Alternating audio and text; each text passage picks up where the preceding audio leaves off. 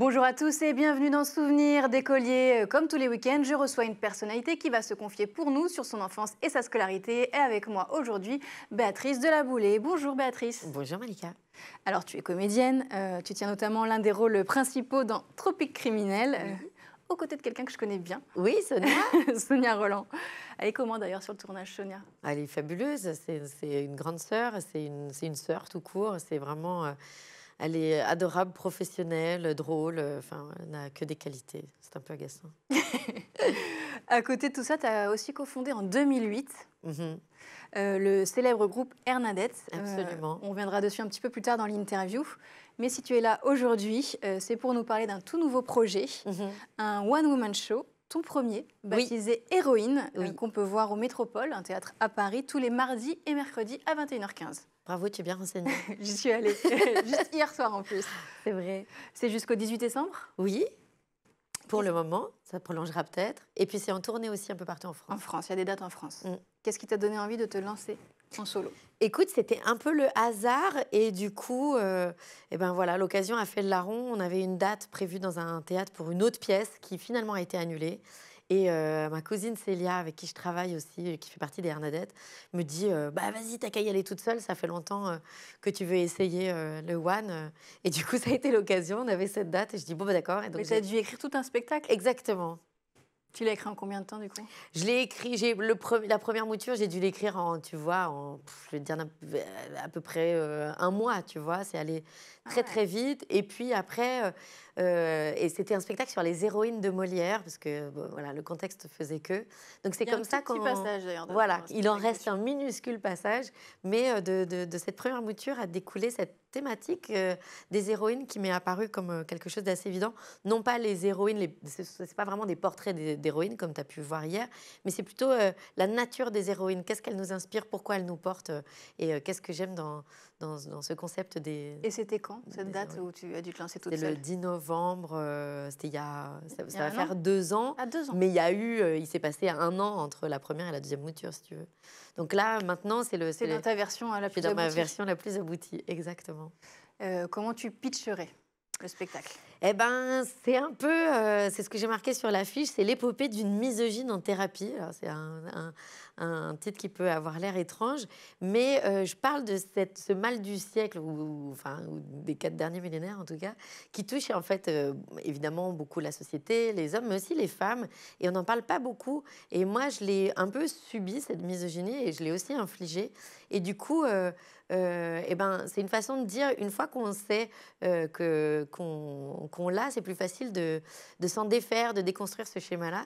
Et du coup, moi, je dis que je me shoot aux héroïnes, dans le sens où, effectivement, quand on est porté par des figures fortes de la grande ou de la petite histoire, parce que dans ma vie, j'en ai croisé aussi beaucoup, ben, ça nous permet de nous réconcilier avec les femmes, ou en tout cas avec le féminin, parce que je me suis rendu compte que c'était plutôt ça mon problème.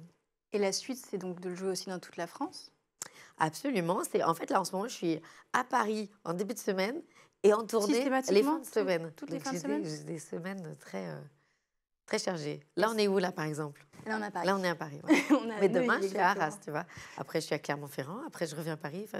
Donc, ça, c'est le projet qui occupe tout l'espace en ce moment? Exactement. C'est le projet sur lequel je me concentre, dans lequel je m'éclate. Et c'est vraiment hyper satisfaisant de voir que ça plaît aux petits, aux grands, aux hommes, aux femmes. Oui, c'était tous les publics. Oui, tu as vu hier, c'est assez éclectique et c'est super chouette. Et si tu le veux bien, maintenant, on va se remémorer un peu, et tu le fais dans ta pièce, dans ton spectacle, tes souvenirs d'écolière. Faut que je m'allonge ou pas? Tu peux, mais il faut quand même qu'on te voit. Déjà, tu as grandi où? Alors, j'ai grandi dans un tout petit bled dans le sud de la Vendée qui s'appelle Auzay, qui est vraiment à la campagne, tu vois, pas vraiment de voisins, pas vraiment d'humains, finalement, à part peut-être la petite famille de Ragondins qui traversait le jardin à l'occasion. Mais voilà, donc une enfance très nature, comme une très longue séance de méditation, tu vois, un peu. Et tu avais des frères et des sœurs? J'ai une grande sœur qui a 4 ans de plus que moi et un petit frère qui a 8 ans de moins que moi. Donc on a été beaucoup seuls avec ma sœur, qui est une intellectuelle, quelqu'un de très cérébral, qui était beaucoup dans sa chambre à faire les choses de son côté. Donc finalement, un souvenir de solitude. Alors, vous étiez 3. Ouais, mais le troisième, il est arrivé longtemps après, tu vois. Mais effectivement, ça a été... Mais voilà, je ne vais pas du tout me plaindre de mon enfance, mais un souvenir un peu d'isolement.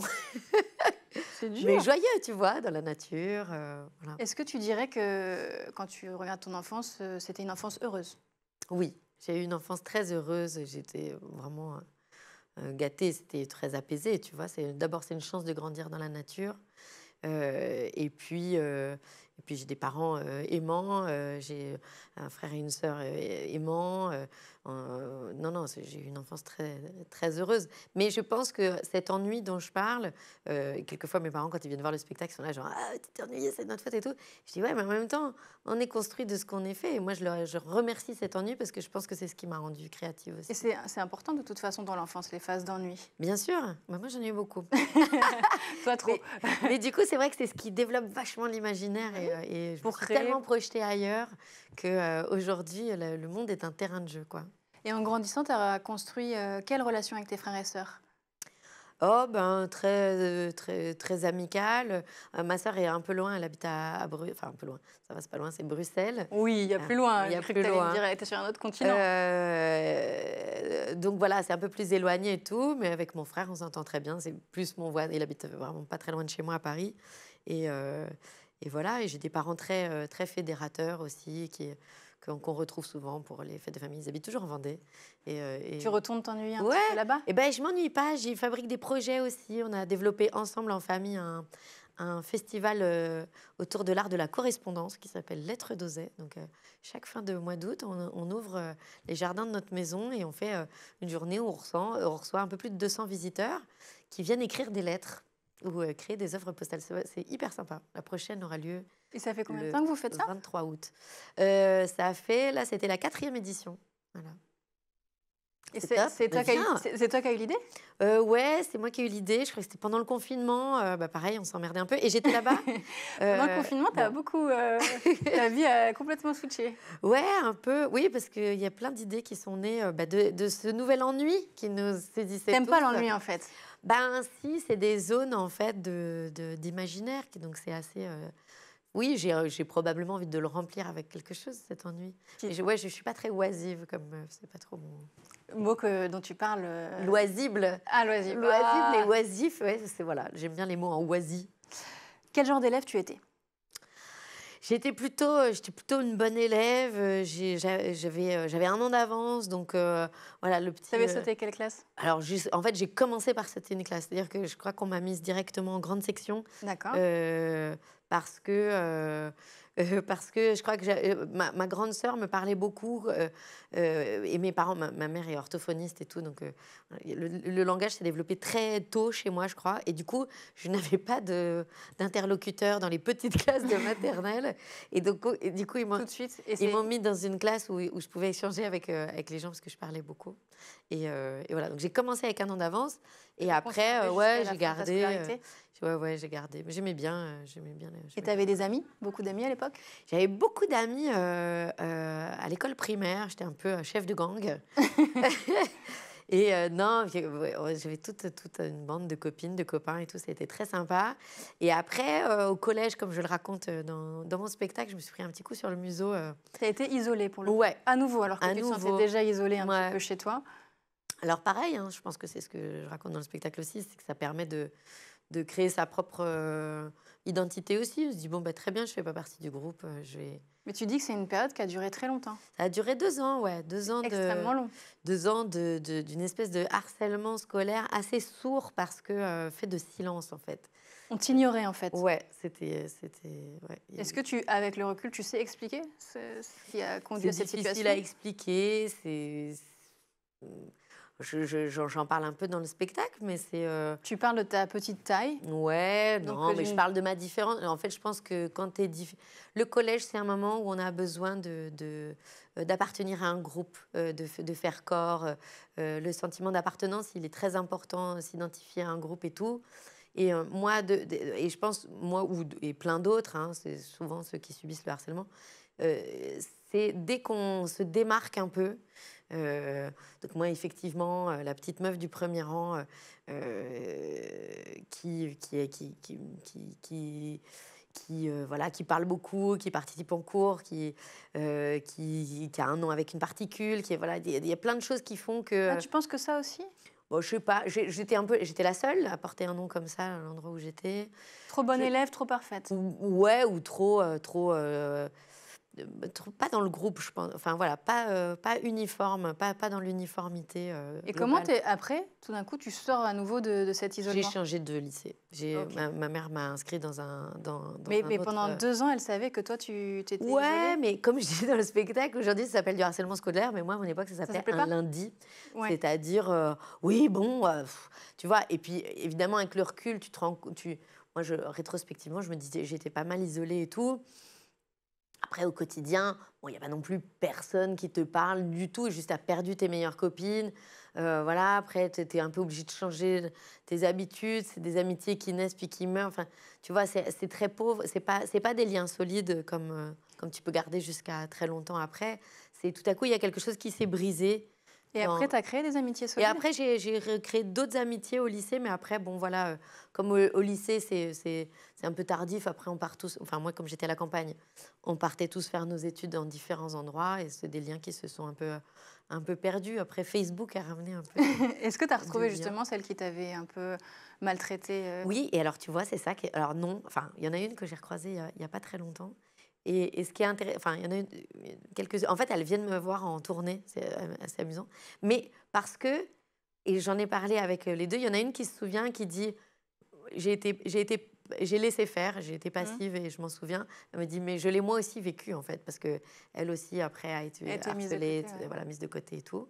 Et elle dit, effectivement, on a les bras ballants et on se dit, on veut être avec le groupe des plus forts, quoi. Donc, des années après, elle s'excusait. Et une autre ne s'en souvenait pas. C'est-à-dire que ça n'était pas sa perception. Sa perception du truc, enfin là, a complètement effacé cette chose qui m'a paru à moi énorme. Donc après, c'est aussi quelquefois une question de perception et des endroits où on a besoin d'être rassuré. Moi, j'avais besoin d'être incluse et je me suis sentie exclue. Et peut-être que pour ceux qui me l'ont fait subir, c'était peut-être pas si excluant ou c'était épisodique ou anecdotique. Et en fait, surtout que si tu te fort. sentais déjà seule un petit peu chez toi et seule à la maison, ça devait, et à l'école, probablement. Ça devait ça être beaucoup plus lourd peut-être que pour... Tu me diras combien je te dois à la fin de la séance. Bon non, je n'apporte pas de solution. Hein. Mais les psys apportent-ils des solutions? Non, mais je ne suis pas psy. À l'intérieur. tu me racontes l'histoire et je suis sûre qu'elle fait écho à d'autres personnes. Et c'est vrai qu'ici, dans cette émission, le harcèlement scolaire, puisque depuis on a pu le nommer, et, on en parle extrêmement souvent. Ça a jalonné la scolarité de beaucoup oui, en fait. d'élèves. Et je pense qu'on est, même soi-même, on peut être harceleur sans le conscientiser. Exactement. Et c'est ce que je dis aussi, c'est que moi, j'ai eu le sentiment d'en avoir été victime. Et du coup, je pense que quelque part, je l'ai infligé après en développant une espèce de méfiance globale pour la gente féminine. Parce que comme c'était un groupe de filles qui s'étaient... Et du coup, quelque part, après... Tu traînais avec des garçons après? Ouais, pas mal. Mais en même temps, voilà, les garçons, c'est des amitiés plus légères. Enfin, après, pour le coup, c'est des liens que j'ai gardés plus longtemps. Plus longtemps, mais il y a peut-être moins d'attente dans l'échange. Ouais, c'est sûr que, tu vois, on ne s'appelle pas tous les jours. Il y a moins le côté copine tu vois, on se débriefe des trucs. Mais c'est vrai que je n'ai pas trop ça, moi, dans mes relations. Un peu plus maintenant, tu vois, c'est quelque chose que je répare aujourd'hui. J'ai de plus en plus de copines avec qui, voilà, j'aime beaucoup boire des verres, se raconter nos petites histoires et tout. Mais c'est très, très nouveau pour moi, ça. Et tu étais très bonne élève? Ouais. Ta matière préférée? Oh là là, mais que choisir Je les aimais trop, j'avais 20 partout. Non, mais j'étais assez littéraire, je sais pas, de nature et de famille, de culture, si tu veux. Et après, j'aimais bien les maths. Moi, j'avais vraiment un... Très rare quand même. Ouais, j'aimais bien les maths. Ça pouvait m'arriver de faire la feuille entière alors qu'on n'avait demandé qu'un seul exercice, mais parce que ça me détendait le cerveau. Ça peut encore aujourd'hui m'arriver de faire des tableaux Excel par pur plaisir. C'est vrai? Ouais, j'aime bien faire des budgets. Et voilà, et tu te demandes pourquoi ils te trouvaient différente. Et voilà, tu m'étonnes qu'on t'a harcelée. Voilà, on a trouvé la solution. L'école, pour toi, ça remonte un petit peu, mais ta fille va à l'école? Ouais, elle est en CM2. C'est quoi la première chose que tu changerais à l'école si tu avais une baguette magique? La cantine. Elle a dit que c'est pas bon? Ouais, la cantine, c'est chaud. Hein. c'est chaud. Hein. Après, bon, voilà, il n'y a pas de miracle. Hein. 3 balles la journée, voilà. Mais, alors pour le coup, tu vois, encore un des bénéfices d'avoir grandi à la campagne, dans ma toute première école maternelle, qui était dans le village, c'était des nanas du village qui faisaient la popote, tu vois. Et ça, c'est sûr que bon, c'était sympa. C'est différent de Voilà, c'est Paris, la oui. seule cantine que j'ai aimée. Et sinon, ce que je changerais aussi, non mais il me faut un rendez-vous avec le ministère de l'Éducation nationale. Non mais ce que j'ai appris à l'étranger après, parce que j'ai fait une partie de mes études supérieures à Dublin, et ce que j'ai appris à l'étranger, c'est que en France, je pense qu'on est trop dans le théorique. Plus de pratique. Ouais, c'est-à-dire que des gamins assis de 8 h du matin à 17 h à espèce à bouffer du savoir comme ça, théorique, en étant assis, je crois que c'est bon pour personne, en vrai. L'école de demain, tu la verrais, Moi, je la verrais un peu à l'anglaise, à l'anglo-saxonne, avec des cours théoriques le matin, des cours plus pratiques, sportifs, manuels, etc., l'après-midi. Et du coup, aussi une valorisation de ces métiers-là, du manuel, de l'artisanat, qui sont en plus les seuls métiers absolument pas en crise en ce moment. Et du coup, on a l'impression que l'école française est vouée à faire que des universitaires, mais ça peut pas fonctionner, quoi. Donc ouais, moi je pense c'est trop déséquilibré. Il faudrait un peu plus de pratique et qu'on apprenne à faire la cuisine, qu'on apprenne à faire de la mécanique. Je dirais, à quoi servent les cours de techno, vraiment, concrètement? L'un des grands thèmes, on l'a dit, c'est de l'éducation, c'est le harcèlement, on en a parlé. Est-ce que c'est quelque chose dont tu parles aussi avec ta fille? Écoute, elle est abonnée à Astrapi et donc là, dans le dernier, il y avait un truc sur le cyberharcèlement. Justement, parce Qui qu'il y est a les réseaux vraiment, sociaux qui sont voilà. intervenus depuis. Donc le harcèlement, moi je peux lui en parler parce que je l'ai subi, je l'ai probablement un peu infligé et tout. Donc ça, voilà, essayer de faire l'éducation là-dessus en disant être toujours à l'écoute des uns des autres, voir les laisser pour compte, n'exclure personne. Voilà, je lui parle beaucoup de ne pas exclure. Sur le cyberharcèlement, je suis plus démunie parce que d'abord, elle n'a pas encore de portable. Tu t'es fixé une date à laquelle, un âge à laquelle... Je me suis fixée, tu sais ce que je lui ai fixé comme règle? Je lui ai dit que quand elle se tiendrait bien à table, elle aurait un c'est portable. très subjectif. Exactement. Donc on a le temps, parce que pour le moment, on a encore des coudes sur la table et la bouche Et ouverte. ça, c'est pas possible. Non, ça c'est... Non, bon, on s'est dit, je crois que c'est entre 12 et 14, tu vois. Mais tu sais quoi, en fait, elle a une messagerie sur mon portable. Il y a une application qui s'appelle Xulu, qui est pas mal, qui est une espèce de WhatsApp pour les enfants. Et du coup, elle a ses copines en messagerie à elle, sur mon portable. Donc tu vois... Et toi, tu peux tout lire. Ouais, mais je le fais pas. Je suis prévenue chaque fois qu'elle se connecte avec quelqu'un de nouveau, qui est en général une Et comme elle habite entre la Martinique et Paris, c'est sympa parce qu'elle entretient ses amitiés martiniquaises quand elle est à Paris, ses amitiés parisiennes quand elle est là-bas. Et elle s'envoie des audios, des visuels, des machins. Mais elle n'est pas gourmande, franchement. De toute façon, c'est sur son téléphone, donc Elle elle n'est peut pas pas du en tout faire une addict. grande consommation. Non, puis elle me réclame pas non plus de ouf, tu vois. Elle me réclame... une fois tous les 2-3 jours, je peux regarder mes notifs. Donc, elle regarde ses notifs tous les 2-3 jours. Et franchement, je trouve ça chouette. En fait, c'est éduquer, valoriser l'appareil, le smartphone. Et après, la prévention, pour le moment, je l'ai laissé à Astrapi. Mais je pense que c'est l'extension du harcèlement dont je parle dans mon spectacle. Donc, si elle a envie d'en parler, on en parlera. Tu es comédienne, mais est-ce que plus jeune, il y avait un autre métier que tu avais envie de faire? Non. Toujours su que tu voulais être comédienne? Ouais, enfin, je veux dire, à part prof, pompier, ninja Tu veux dire second? et agent secret, tous ces métiers dont on est très très jeune. Évidemment. La passion pour la comédie, le théâtre, ça arrive quand? Bon, très tôt. En fait, dans le spectacle, je dis ma mère, elle me reprochait des trucs quand j'étais petite et en fait, c'est devenu des qualités. C'est-à-dire que quand je devais être un peu sensible et tout, je pleurais pas mal d'émotions sur des machins. Et à chaque fois, elle me disait, oh là là, mais quelle comédienne. Et en fait, je me suis dit, tiens, comment ça? C'est-à-dire que plutôt que ce soit un reproche, je me suis dit, je vais en faire mon atout et je vais faire en sorte que cette phrase soit vraie. Et donc, assez tôt, elle m'a inscrite à des cours, je dirais vers 10-12 ans, tu vois. Ah oui. Et très vite, c'était mon destin. J'étais la comédienne de la famille. C'était OK. Tu as eu ton bac, tu as poursuivi tes études avec l'Hippocane Cannes, puis une bilicence en anglais théâtre et une maîtrise de théâtre au Trinity College de Dublin. C'est là où tu dis que tu es partie à l'étranger. Déjà, est-ce que pour toi, c'était important d'avoir un diplôme dans ce métier que tu as exercé, dans lequel on peut entrer sans diplôme? Non, c'était un deal avec mes parents. C'était rassurer les parents. Comme j'ai eu mon bac à 17 ans, j'étais trop jeune pour présenter les conservatoires, où il faut avoir 18 ans. Et du coup, une fois de plus, j'habitais à la campagne, donc l'éloignement et tout, ça leur faisait un peu peur. Donc, ils m'ont dit, bah, t'as des bonnes notes, tu veux pas faire une prépa? Tu restes un petit peu. Et en fait, j'ai adoré. Je me suis prise au jeu parce qu'on a des profs passionnants, passionnés. Je me suis dit que j'avais rien appris, en fait, avant la prépa. C'est devenu... je dis, waouh, génial, on apprend plein de trucs. Et comme je passais en Cagne, je dis, bon, vas-y, je fais la Cagne. Après, j'ai eu mon équivalence en licence. Je dis, bon, vas-y, je fais une bilicence. Puis là, j'ai commencé à raccorder avec le théâtre. Puis arrivé à la maîtrise, j'ai dit, bon, là, c'est bon, là, deal. Ah oui, puis j'ai vu le tableau des destinations Erasmus quand j'étais en licence. J'ai dit, bon, allez, un petit rab. Je vais aller me faire 1 an en Irlande. Pourquoi l'Irlande, alors? Bah pour l'anglais, j'imagine. Je voulais revenir bilingue, tu vois. Ça a marché? Ouais. Quand je suis revenue, j'avais un accent irlandais à couper au couteau.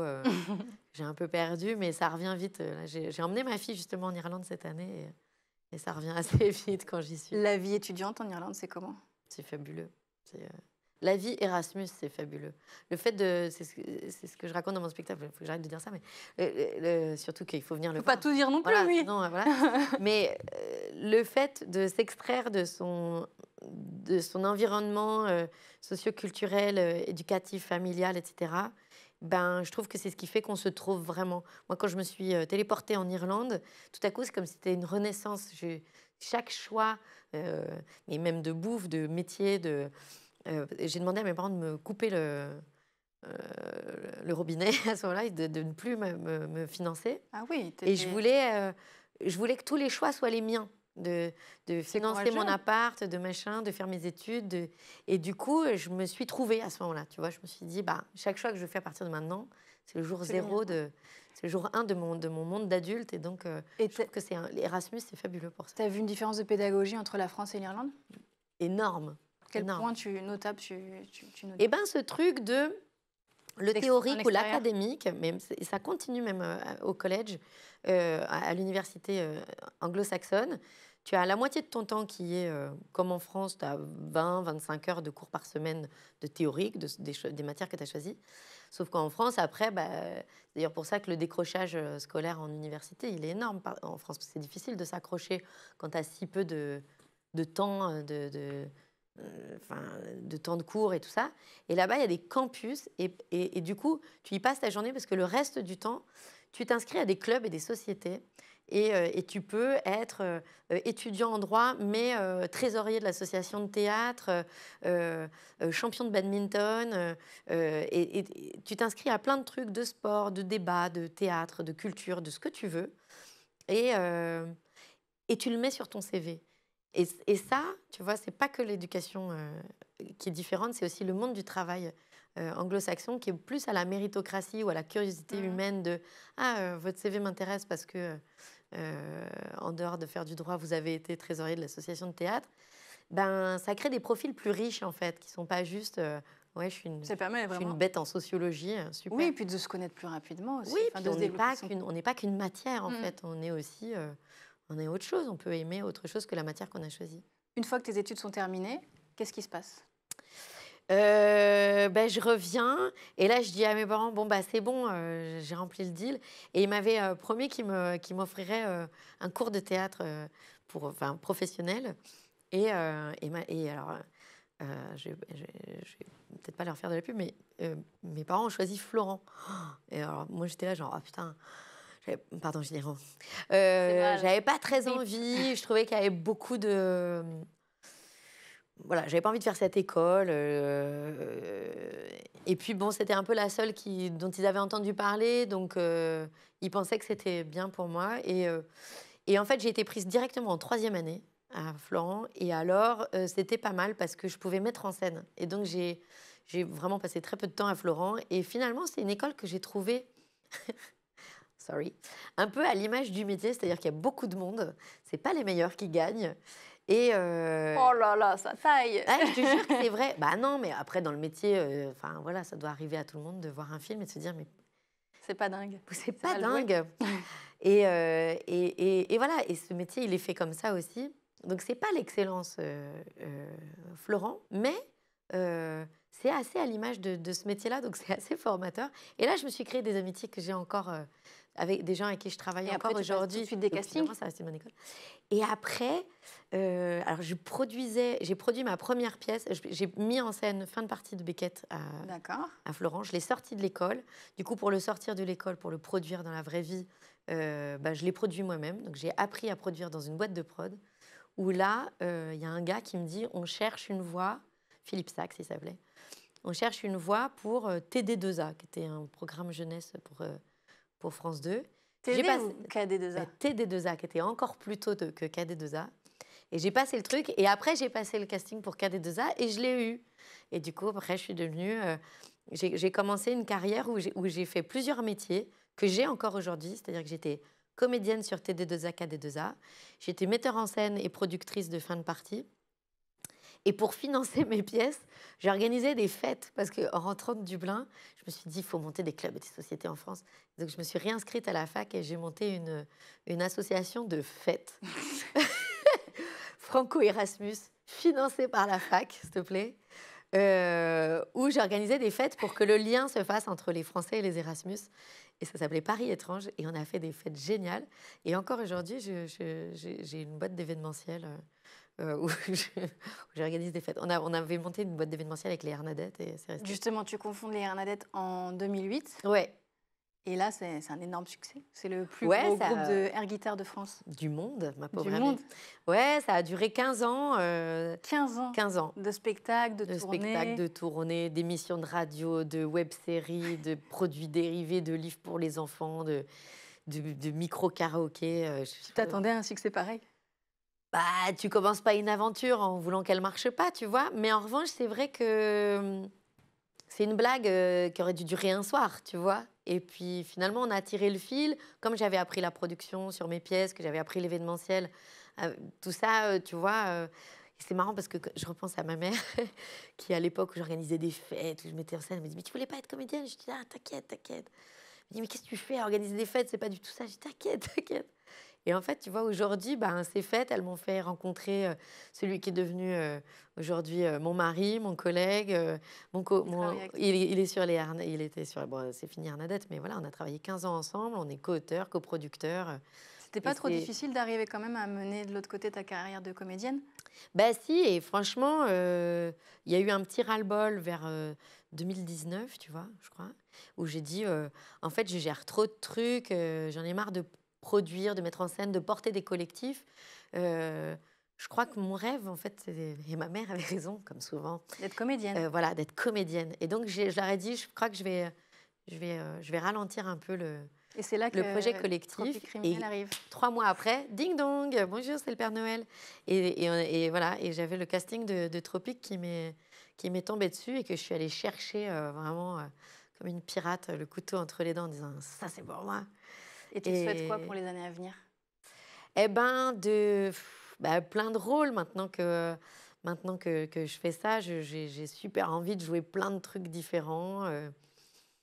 Et puis, je nous souhaite aussi au Hernadette un dernier épisode qui soit le film qui raconte notre histoire parce qu'elle est extraordinaire. Donc, j'ai encore un petit pied dans la prod, dans la créa, parce que je crois que je suis incorrigible, j'en ferai toujours un peu, besoin de nourrir ma créativité. Donc, voilà, peut-être quand même un peu de réal et un peu d'écriture.